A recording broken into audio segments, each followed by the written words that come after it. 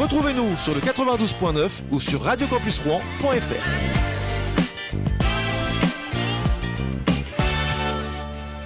Bonjour à tous, il est midi et demi, vous êtes sur Radio Campus Rouen, nous sommes le lundi 22 janvier 2018 et bienvenue dans le Campus Mag. Le Campus Mag, l'émission qui va vous faire aimer la radio, c'est François, j'espère que vous allez bien en ce lundi, allez-y surtout installez-vous, mettez-vous à l'aise. On est ensemble comme chaque jour pour une heure de direct et on va parler de plein de choses encore aujourd'hui. Tout d'abord un grand merci à vous d'être de plus en plus nombreux à nous écouter chaque midi, c'est un plaisir évidemment d'être avec vous.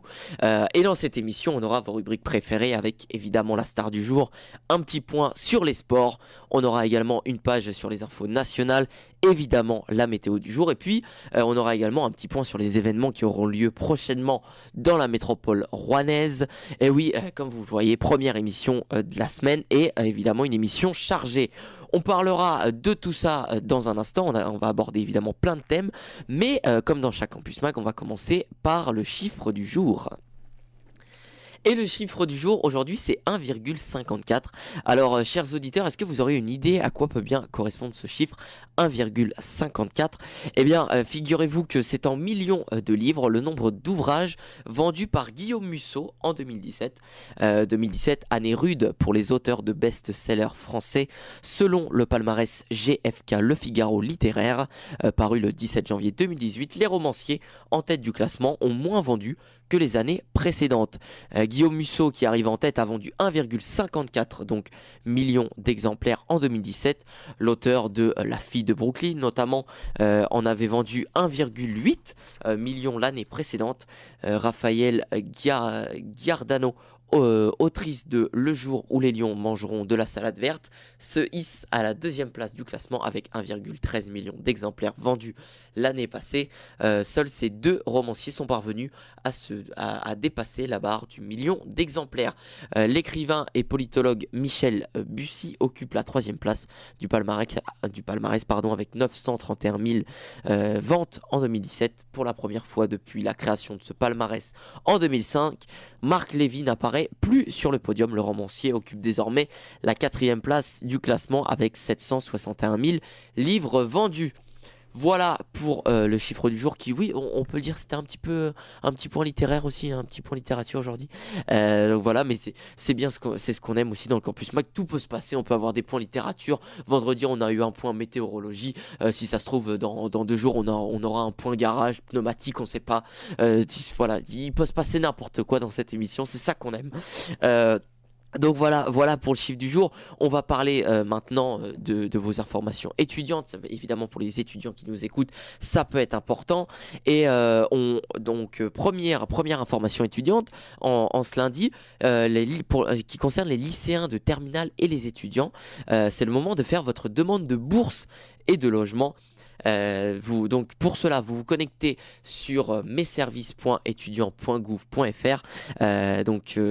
Ça a lieu du 15 janvier au 31 mai. Vous saisissez votre DSE sur internet en suivant attentivement les instructions données écran par écran, les aides demandées, les vœux d'études, les renseignements vous concernant, etc. Pour que votre dossier soit validé, vous devez impérativement aller jusqu'au dernier écran. En cas de déconnexion imprévue, par exemple, il vous faudra reprendre l'ensemble de la saisie jusqu'au début.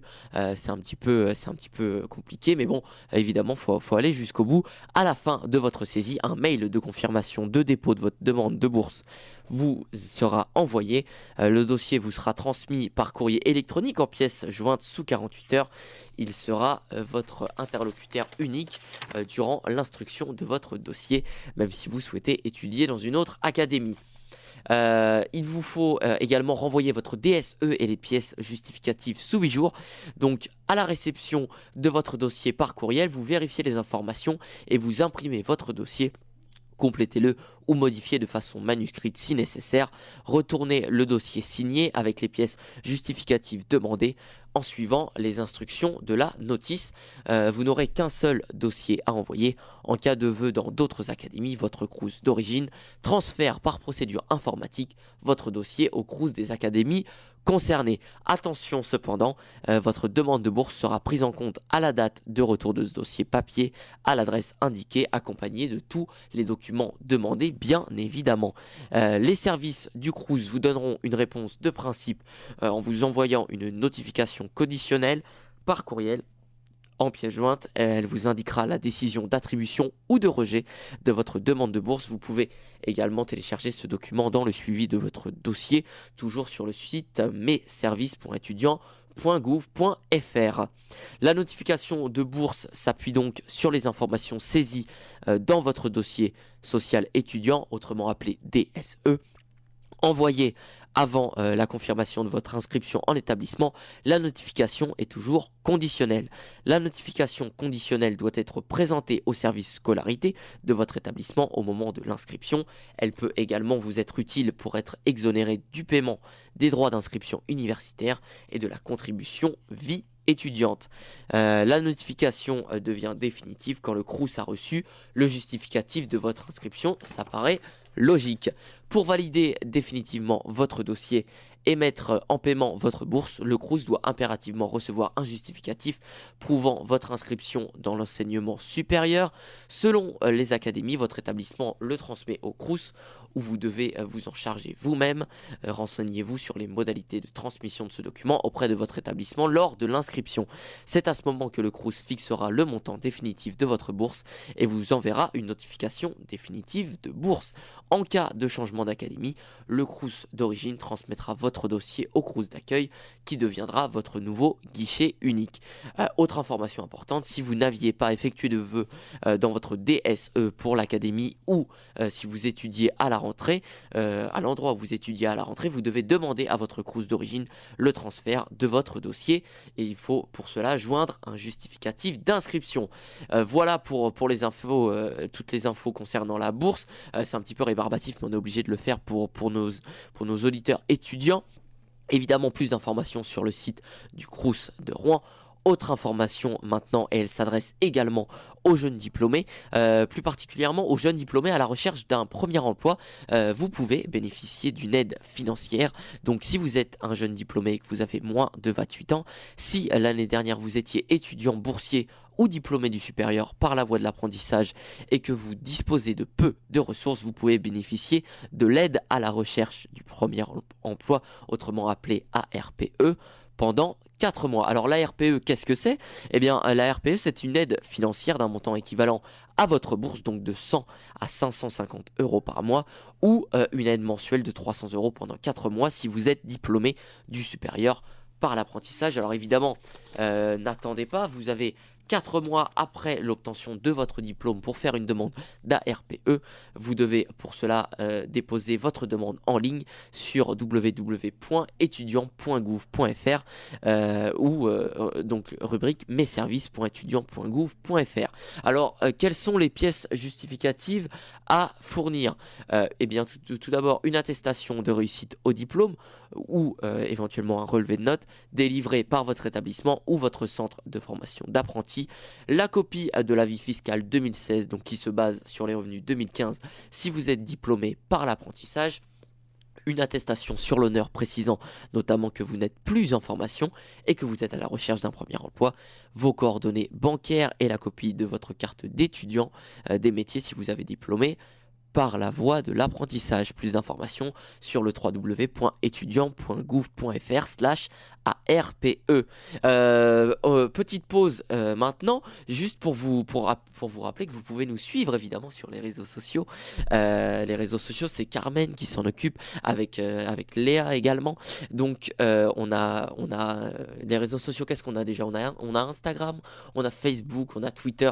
On est très actifs sur Twitter, notamment Carmen a retweet toutes les infos dans la région, elle arrête pas de retweeter, donc voilà, n'hésitez pas à nous suivre sur les réseaux, ça fait toujours plaisir et surtout vous êtes de plus en plus nombreux et donc ça évidemment c'est un bonheur pour vous de voir que vous nous suivez sur les réseaux sociaux.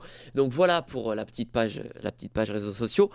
On revient aux informations étudiantes maintenant et enfin une information très importante pour les étudiants qui nous écoutent.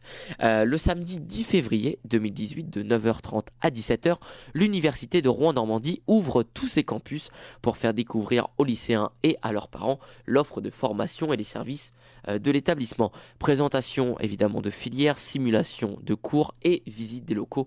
Les étudiants, enseignants et personnels de l'université seront présents pour répondre à toutes vos questions. Donc surtout n'hésitez pas, venez nombreux.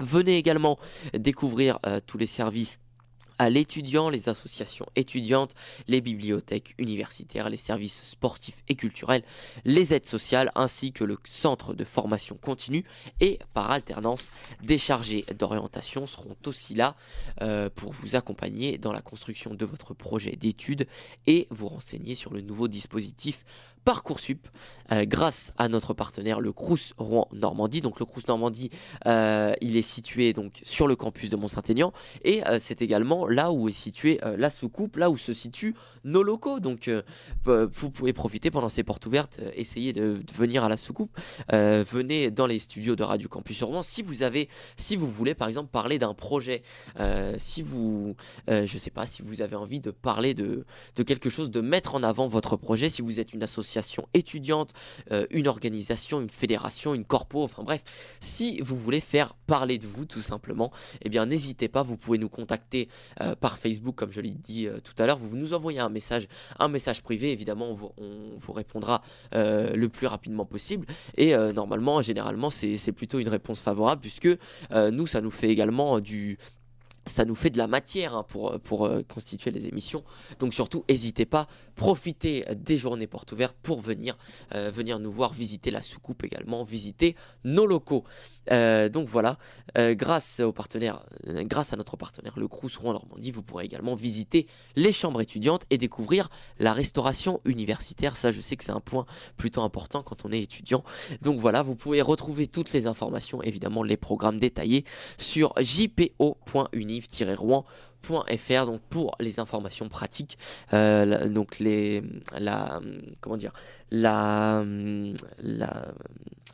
je trouve plus mes mots. Alors les portes ouvertes, voilà, j'ai trouvé. Les portes ouvertes, donc ça aura lieu le samedi 10 février 2018, donc de 9h30 à 17h sur tous les campus de l'université Rouen Normandie. Donc que ce soit sur le site de Mont-Saint-Aignan où se situe la soucoupe, le site de Rouen, donc Pasteur et Martinville, le site de Saint-Étienne-du-Rouvray, donc c'est au Madrier, le site d'Elbeuf et le site d'Évreux. Alors évidemment ça va être compliqué de faire tous les sites en une journée, mais ça peut se faire hein, si vous avez, je sais pas si vous avez un jet privé par exemple, ça peut se faire. Donc voilà pour les, alors ça j'ai du mal, pour les portes ouvertes, voilà, merci Carmen, pour les portes ouvertes. Voilà pour les infos étudiantes et donc on va marquer évidemment une petite pause et on se retrouve pour la deuxième partie de cette émission. On aura notamment un point météo et puis évidemment vos informations culturelles. À tout de suite sur le 92.9. Vous êtes sur Radio Campus Rouen. Retrouvez-nous sur le 92.9 ou sur radiocampusrouen.fr.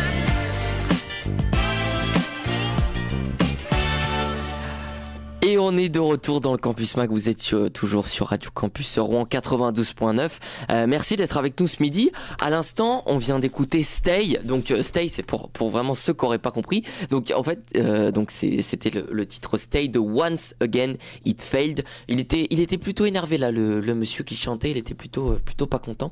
Donc voilà. Tiens d'ailleurs, alors un grand merci à tous ceux qui nous écoutent sur radiocampusrouen.fr. Donc ça, c'est pour ceux qui nous écoutent sur Internet. Dans une minute, votre rubrique culture avec les expositions, les concerts, on va tout vous dire. Mais avant ça, un petit point sur la météo du jour. Et en ce lundi 22 janvier, de la pluie encore et toujours sur l'ensemble de la région. Ça fait déjà une semaine que la pluie et l'humidité recouvrent la Normandie. Et je crois qu'on est reparti pour la même chose encore cette semaine. On aura un ciel nuageux avec évidemment très peu d'éclaircies qui devraient surplomber la métropole rouennaise. Des températures plutôt tempérées, hein, conformes au normal de saison. On aura 11 degrés qui sont à prévoir au maximum de la journée. Donc voilà, obligation de mettre une petite laine hein, en ce lundi. Pour la suite de la semaine, vous connaissez la musique, on va pas changer évidemment une équipe qui gagne. On va voir si la tendance évolue. Mais pour l'instant, on devrait se manger de la pluie encore toute la semaine. Et tiens d'ailleurs, j'ai un petit message si j'ai mes parents qui m'écoutent. Là, je pense qu'actuellement à la maison, les meubles ont les pieds dans l'eau. Voilà, tout simplement. Parce que donc je suis parti ce matin et voilà. Et donc la chambre, tout était les pieds dans l'eau. Donc c'est génial. Voilà, donc on est inondé. Bon bah voilà, comme ça au moins on va faire avec. Voilà pour cette page météo et donc inondation. On va passer à la rubrique culture maintenant de votre Campus Mag. On va faire le tour des expositions au sein de la métropole, également les concerts et les spectacles. On commence avec le 106 et avec l'exposition Rockabilly 82. Donc c'est une exposition photo de Gilles Rigoulet qui aura lieu mercredi 24 janvier 2018. Elle aura lieu du mercredi au samedi. Donc évidemment c'est gratuit, donc allez-y nombreux. Donc en description de cette exposition, on a ce petit texte. Donc ils habitaient le quartier pavillonnaire de Saint-Michel, les grands ensembles d'immeubles du quartier de la Madeleine. La plupart étaient ouvriers, beaucoup vivaient encore chez leurs parents. Ils se retrouvaient au Liberty Bar et ensuite allaient danser au Ranch Rouliaredo. Ils passaient leur temps à écouter de la musique, des vinyles importés des USA, à bricoler des vieilles Simca Chambord, Versailles ou des Arondes. Voilà pour la description de cette exposition. Donc le vernissage aura lieu le mercredi 24 janvier à 18h30. Vous pouvez visiter du lundi au vendredi de 13h à 19h et les jours de concert de 13h à 18h. Autre information toujours au 106, ce sera une conférence intitulée Alain Bachung Fantaisie militaire, une conférence de Pierre Lemarchand avec Jean Foc, Joseph Racaille et Richard Mortier. Donc c'est une conférence qui aura lieu jeudi 25 janvier 2018 à 20h. Dans la grande salle, c'est encore gratuit, donc évidemment n'hésitez pas, allez-y nombreux. Donc c'est un soldat sans joie qui s'attelle en 1996 à l'élaboration de son 10e album studio Fantaisie militaire. L'épisode douloureux que Bachung doit surmonter alors infuse et enrichit les textes ciselés avec Jean Foc, mais tous deux prennent toujours soin de brouiller les pistes. À l'occasion de la sortie du livre Alain Bachung Fantaisie militaire, son auteur Pierre Lemarchand reviendra sur l'histoire de cet album et son processus de création, avec la participation exceptionnelle de Jean Foc, le parolier, Richard Mortier, guitariste et arrangeur, et Joseph Racaille qui s'occupait des cordes, trois des artistes de l'album Fantaisie militaire. Et enfin, toujours au 106, on aura le concert de Mylan, donc concert qui aura lieu jeudi 25 janvier 2018 à 20h. Donc Mylan est ce halo à la fois graphique et musical, en partie hérité de son papa Kiki Picasso, ou dans les visuels fracturés de Courtrage, mais un collectif de musiciens et vidéastes dont elle est alors la seule fille. Avec eux, elle a secoué l'image et le son, le cinéma et la musique des années 2000, une expérience faite d'imaginaire, d'électro, de pop et de rap dont on retrouve les stigmates jusque dans ses clips. À l'écoute, c'est dans un flegme sexy et captivant qui fissure les baffes. Flow cinglant et air enfantin côtoient ainsi pop moderne, musique électronique et contes barrés. Pour ces trois événements, évidemment, plus d'informations sur le site du 106.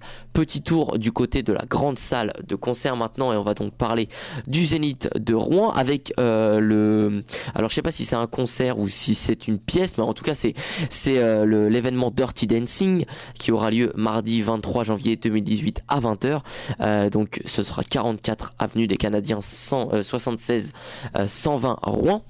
Après un triomphe en 2015 avec plus de 500 000 spectateurs et 150 représentations à guichet fermé, le spectacle culte Dirty Dancing, l'histoire originale sur scène, est de retour à la demande du public évidemment. Dans une mise en scène renouvelée et une nouvelle distribution, le spectacle commencera sa tournée dès décembre 2017 et sera de passage à Paris au Palais des Congrès du 11 au 14 janvier 2018. Donc ça c'est déjà passé, mais vous pouvez venir les voir à Rouen, ce sera mardi 23 janvier 2018 à 20h. À l'occasion des 30 ans du film, sorti en décembre 1987, cette nouvelle version de la comédie musicale écrite par Eleanor Bergstein, la scénariste du film, offre une scénographie plus théâtrale permettant enfin au spectacle de jouer dans toutes les villes de France. Plus d'informations sur le site du Zénith. Et enfin un petit mot sur les expositions, avec une exposition intitulée Plaisir du fond de l'Artothèque. Donc située au centre-ville de Grand-Quevilly, la Maison des Arts offre une exposition, offre un espace d'exposition de 200 mètres carrés dédié à la diffusion de l'art moderne et contemporain Durant 3 mois, la Maison de l'Art devient un appartement qui accueille les œuvres de l'Arcothèque. L'exposition propose 3 accrochages du 5 au 23 décembre, puis du 13 au 27 janvier et enfin du 30 janvier au 24 février et 3 vernissages les 5 décembre, 13 janvier et 30 janvier à 18h30. Donc ça a lieu à la Maison de l'Art, allée des Arcades 76 120 à Grand-Quevilly. Donc voilà, c'est tout pour vos informations culturelles de ce lundi 22 janvier. On va marquer une nouvelle petite pause musicale dans ce Campus Mag et on va se retrouver dans un instant pour la 3e partie de votre émission. On aura les derniers résultats sportifs et puis également on aura la star du jour. Restez avec nous sur Radio Campus Rouen, c'est François, merci d'être avec nous ce midi. Retrouvez-nous sur le 92.9 ou sur radiocampusrouen.fr.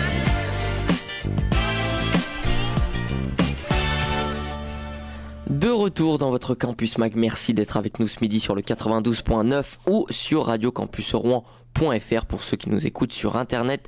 C'est la première émission de la semaine, très heureux comme chaque jour d'être avec vous. À l'instant, on vient d'écouter Mr. Chapman avec Crossroads. Voilà pour le morceau qu'on a écouté. Et maintenant, on va passer à la page sport avec tout d'abord de la Ligue 1. La Ligue 1, je crois que ça devait être la 21e ou 22e journée.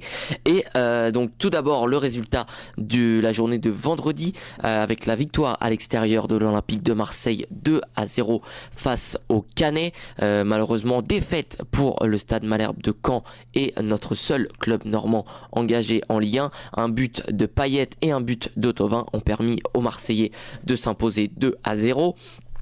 Concernant les matchs de samedi, tout d'abord la victoire à l'extérieur des Girondins de Bordeaux 1-0 sur la pelouse de Nantes. Les Girondins de Bordeaux qui ont d'ailleurs changé d'entraîneur. C'est maintenant Gustavo Poyet qui va remplacer Jocelyn Gourvenec. Donc voilà pour les Bordelais. Ensuite, victoire 2-1 des Montpelliérains face au Toulouse Football Club de Pascal Duprat. D'ailleurs, Pascal Duprat qui, on vient de l'apprendre, vient d'être limogé. Donc voilà, il y a plus d'entraîneur à Toulouse. Donc victoire 2-1 des Montpelliérains face à Toulouse. Victoire 1-0 du Stade Rennais face à Angers. Victoire 3-2 des Strasbourgeois face à Dijon. Donc là encore dans un match très très engagé. Victoire 3-1 de Damien face à Guingamp. Et enfin pour les matchs qui avaient lieu hier dimanche, victoire de Nice 1-0 face à l'AS Saint-Etienne, victoire 3-1 des Monégasques face à Metz et surtout c'était l'événement de dimanche soir, c'était le match qui opposait l'Olympique Lyonnais au Paris Saint-Germain et la victoire dans les tout derniers instants de l'Olympique Lyonnais, donc les Lyonnais qui ont battu le Paris Saint-Germain 2-1. Donc pour rappel du match un petit peu, but dès la 2e minute de Nabil Fekir sur un coup franc extrêmement lointain où on peut dire que le placement du gardien parisien laisse clairement à désirer. Égalisation parisienne de Lévin Kurzawa juste avant la mi-temps d'une splendide reprise de volée qui finit sous la barre d'Anthony Lopez et ensuite à la dernière seconde, donc je crois que c'était 90 plus 4 si je me trompe pas, magnifique but de Memphis Depay, une frappe dans la lucarne droite d'Alphonse Areola, victoire des Lyonnais et donc les Lyonnais qui s'emparent donc de la 2e place. Donc petit point sur le classement maintenant, c'est toujours évidemment le Paris Saint-Germain qui mène le classement de cette Ligue 1 avec 56 points. Les Lyonnais prennent donc la 2e place et ils ne sont plus qu'à 8 points. Peut-être que le suspense est peut-être relancé, même si ça va être évidemment très très compliqué, on sait jamais. Voilà, 3e l'Olympique de Marseille avec 47 points, 4e les Monégasques à 46 points. Donc on a vraiment là un trio qui se dégage, Lyon, Marseille, Monaco pour la 2e place. Ça va être une lutte acharnée, c'est super bien. 5e Nantes qui est avec 34 points à égalité avec Nice. Ces deux équipes qui se relancent pour la lutte pour la Coupe d'Europe éventuellement. Côté normand, eh bien les Canets qui sont 11e du classement avec 27 points.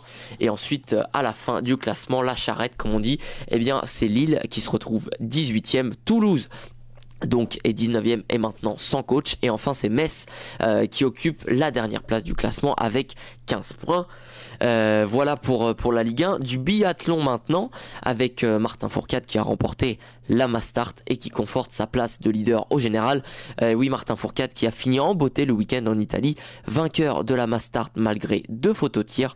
Le Français a survolé cette dernière course avant les Jeux Olympiques. Son grand rival Johannes Beu, défaillant au tir, a terminé seulement 6e.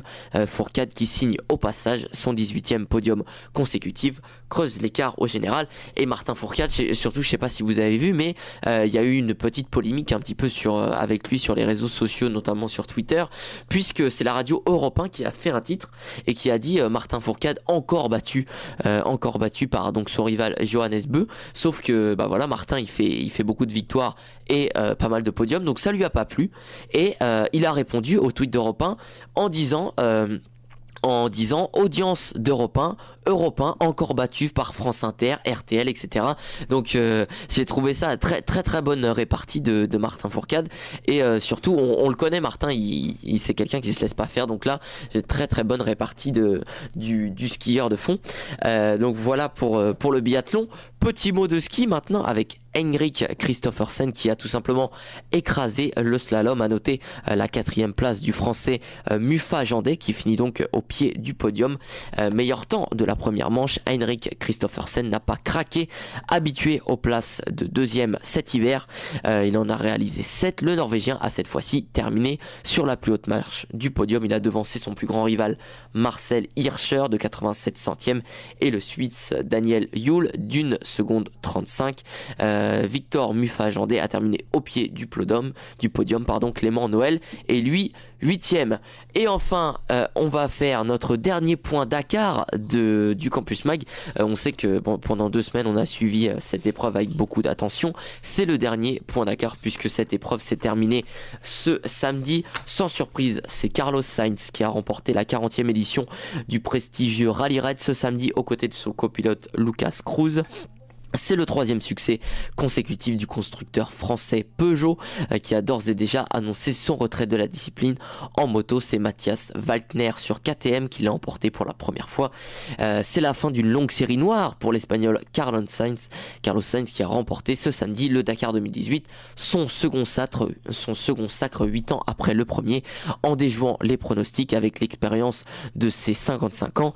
En tête depuis une semaine, l'équipage Sainz-Lucas Cruz sur Peugeot a logiquement validé son titre samedi au terme de la 14e étape et dernière étape. Sur le podium, son Peugeot 3008 DKR Maxi, numéro 303 devance les Toyota du Qatarien Nasser Al-Attiyah et du Sud-Africain Giniel De Villiers. Le Madrilène s'offre ainsi un couronnement aussi historique qu'inattendu. Membre du cercle select des pilotes à avoir remporté à la fois le championnat du monde des rallyes WRC et le plus dur des rallyes raid, Sainz est aussi devenu le vainqueur auto le plus âgé de l'histoire, à 55 ans et 284 jours. Pourtant, au départ de Lima le 6 janvier, il était moins question de déterminer ses chances de victoire que de savoir si c'était sa dernière ronde pour sa 11e participation.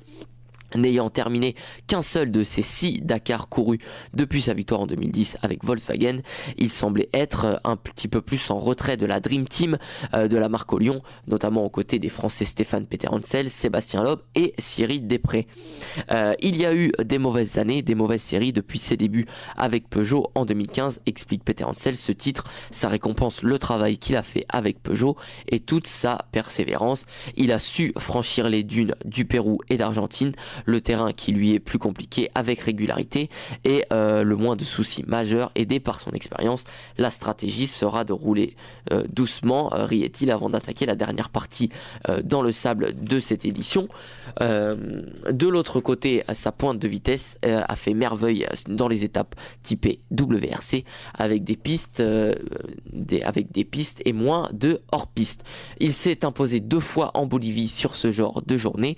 Sainz a ainsi gagné pour lui et son équipage Peugeot une sortie réussie. La team française va tourner le chapitre Dakar donc par une 3e victoire en 4 participations. Petit point évidemment du côté des motos maintenant. Le Dakar a sacré Matthias Waltner sur KTM qui succède à son coéquipier anglais Sam Sunderland pour devenir le premier Autrichien titré en 2 roues. S'il est le troisième vainqueur différent en 3 éditions, dans une catégorie qui cherche encore une hiérarchie, une tendance reste la même.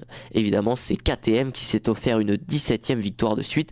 C'est tout simplement du jamais vu dans le monde des rallyes. Voilà pour ce petit point sportif. On va passer, comme chaque jour, à la star du jour maintenant. Petit point star du jour. Retrouvez-nous sur le 92.9 ou sur radiocampusrouen.fr. Et en ce lundi 22 janvier, on souhaite tout d'abord un joyeux anniversaire à Big Flo, donc membre du groupe Big Flo et Oli. Donc c'est un groupe de rap français originaire de Toulouse, de Haute-Garonne en Occitanie. Donc il est composé de Florian, donc avec son surnom Big Flo, et Olivio. Oli. Ils sortent leur premier album La Cour des Grands en 2015, qui est certifié disque d'or en moins de 4 mois après sa sortie, puis disque de platine en France. Ils sont à ce jour les plus jeunes rappeurs français à détenir ces récompenses. Leur deuxième album intitulé La Vraie Vie est sorti le 23 juin 2017. Après 3 semaines d'exploitation, l'album est déjà certifié disque d'or, disque de platine 3 mois après sa sortie, le 18 décembre 2017. Puis double disque de platine début décembre 2017. Voilà pour ce qui est de musique. Autre anniversaire du jour, aujourd'hui celui de Franck Leboeuf, né le 22 janvier 1968 à Marseille. Franck Leboeuf, évidemment footballeur international français, évoluant au poste de défenseur. Après des débuts professionnels au Stade Lavallois, il rejoint le RC Strasbourg, puis le Chelsea Football Club. Avec ce club, il remporte en 98 la Coupe d'Europe des vainqueurs de coupe et la Super Coupe de l'UEFA, ainsi que 2 Coupes d'Angleterre en 97 et 2000. Il compte 50 sélections pour 4 buts marqués avec l'équipe de France et notamment vainqueur évidemment de la Coupe du Monde en 98, le championnat d'Europe des Nations en 2000 et la Coupe des Confédérations en 2001. Il est, depuis l'arrêt de sa carrière sportive, devenu acteur et joue au théâtre et également au cinéma. Enfin, dernier anniversaire aujourd'hui, celui d'Isabelle Nanty. Donc voilà, on a fait un petit peu tout, on a fait de la musique, on a fait du sport et maintenant on finit par le cinéma. Donc Isabelle Nanty, actrice, réalisatrice et metteur en scène française, née le 22 janvier 1962 à Verdun dans la Meuse. Elle mène une importante carrière théâtrale comme comédienne et metteur en scène, notamment de one-man show d'humoriste. Elle est professeure au cours Florent depuis plusieurs années et révèle des comédiens à l'humour très nonesque, tels que les membres de la troupe des Robins des Bois ou bien le duo Philippe Urbain-Éric Massot. Au cinéma, elle interprète le plus souvent des seconds rôles. Les films dans lesquels elle a tourné, qui ont lieu le plus de succès, sont évidemment Tati Daniel, Les Visiteurs, Astérix et Obélix Mission Cléopâtre, Le fabuleux destin d'Amélie Poulain et puis évidemment Les Tuches et les Profs plus récemment. Voilà pour les stars du jour. On va marquer une avant-dernière petite pause musicale parce que je pense qu'on aura le temps de s'en caler une dernière. Donc avant-dernière petite pause musicale et on va se retrouver pour la 4e et dernière partie du Campus Mag dans un instant. On aura évidemment les infos en France. Restez avec nous sur Radio Campus Rouen. Retrouvez-nous sur le 92.9 ou sur radiocampusrouen.fr.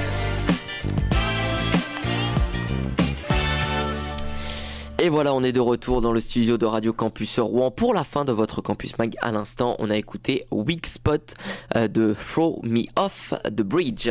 Voilà pour la petite page musicale, dernière partie de votre Campus Mag, toujours sur le 92.9. Et il est quelle heure? Il est 13h16. Et ben c'est parfait, on va faire un petit tour de l'actualité en France. La page info, c'est maintenant. Et on débute tout d'abord avec l'abandon du projet de l'exposition universelle.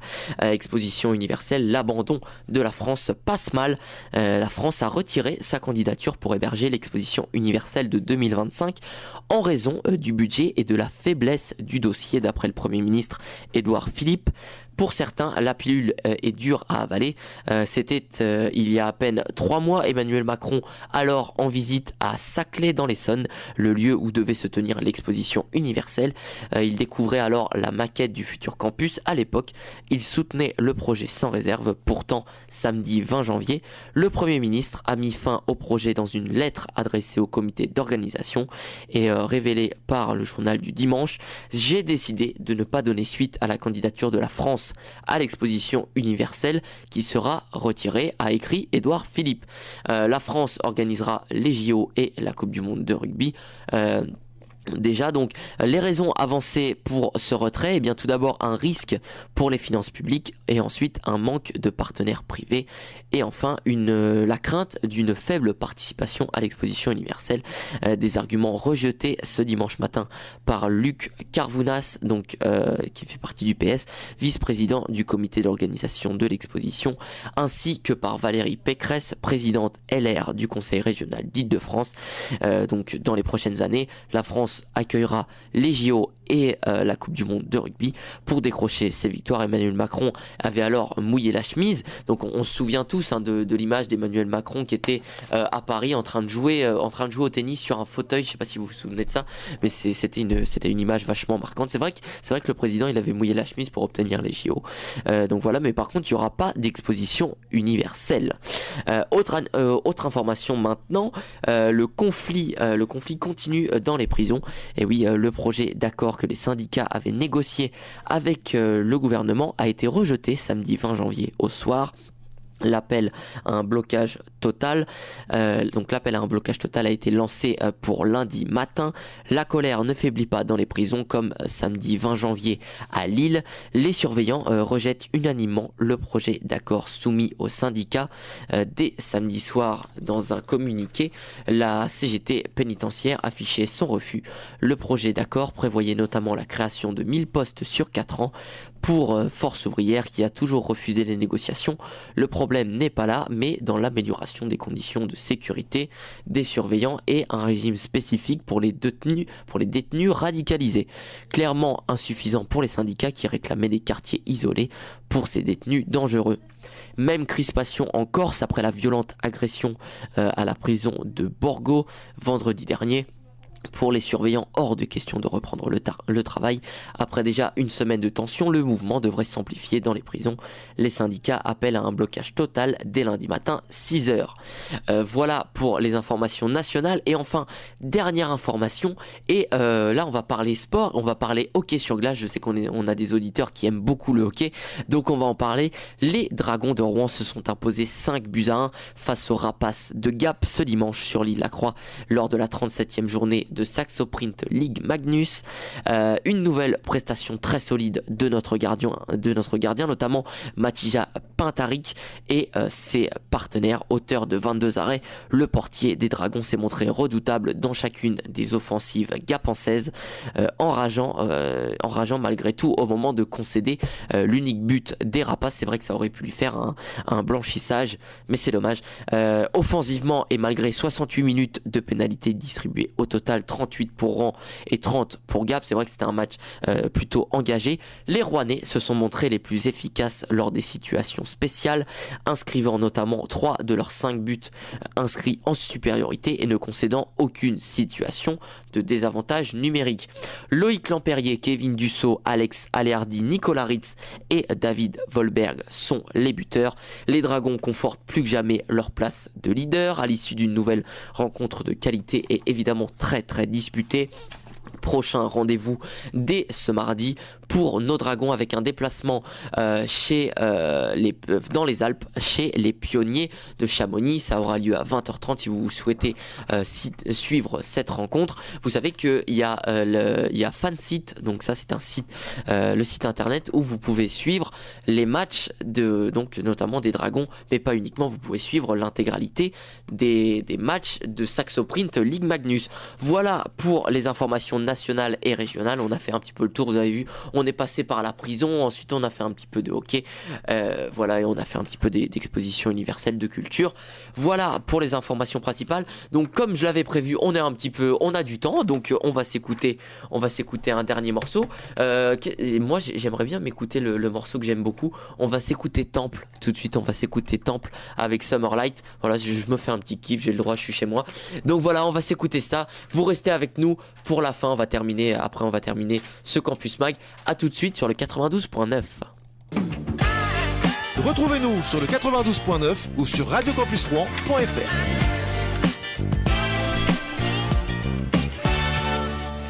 Et voilà pour cette dernière pause musicale de notre Campus Mag. C'était à l'instant, c'était Temple avec Summerlight. Alors ce morceau-là, c'est vrai que je le diffuse assez souvent, mais c'est en train de devenir un petit peu l'hymne de la radio, un petit peu l'hymne du Campus Mag, si on peut dire. En tout cas, j'adore ce morceau.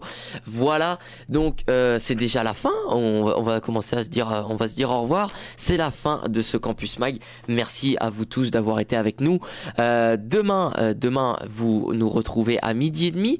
On aura un petit, ce sera un petit campus.